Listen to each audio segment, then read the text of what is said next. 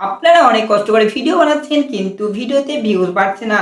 Views আসলেও 10টা 15টা এসে থেমে যাচ্ছে আর ভিউজ বাড়ছে না।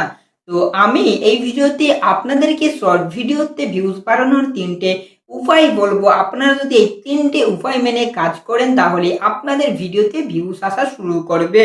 তো চলো আজকের ভিডিওটা শুরু করি।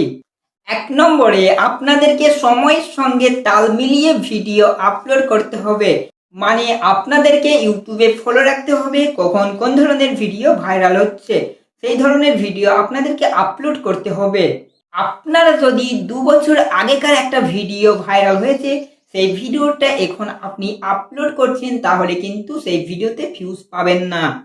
এই রিসেন্টলি যেসব ভিডিওগুলো ভাইরাল হবে সেই সব ভিডিওগুলো আপনাদেরকে বানাতে হবে।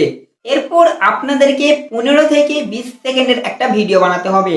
কারণ আপনারা ইউটিউবে দেখবেন যেসব শর্ট ভিডিওগুলো ভাইরাল হয়েছে সেগুলো কিন্তু 10 সেকেন্ডের, 15 সেকেন্ডের, 20 সেকেন্ডের ভিডিও।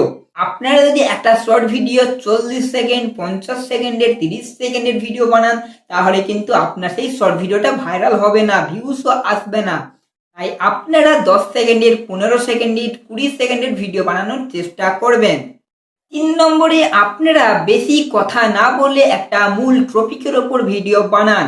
ধরে নাও একটা শর্ট ভিডিও বানাতে 15 সেকেন্ড টাইম লাগবে, সেখানে আপনি বেশি কথা বলে সেই ভিডিওটা 30 সেকেন্ডের করে দিয়েছেন তাহলে কিন্তু হবে না, আপনার সেই ভিডিওটা ভাইরাল যাবে না।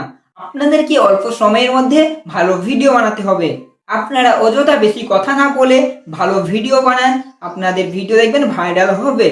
তো ভিডিওটি কেমন হয়েছে কমেন্টে জানাবে, ভালো লাগলে একটি লাইক করবে আর চ্যানেলে নতুন হয়ে থাকলে চ্যানেলটিকে সাবস্ক্রাইব করে পাশে থাকা বেল আইকনটি প্রেস করবেন।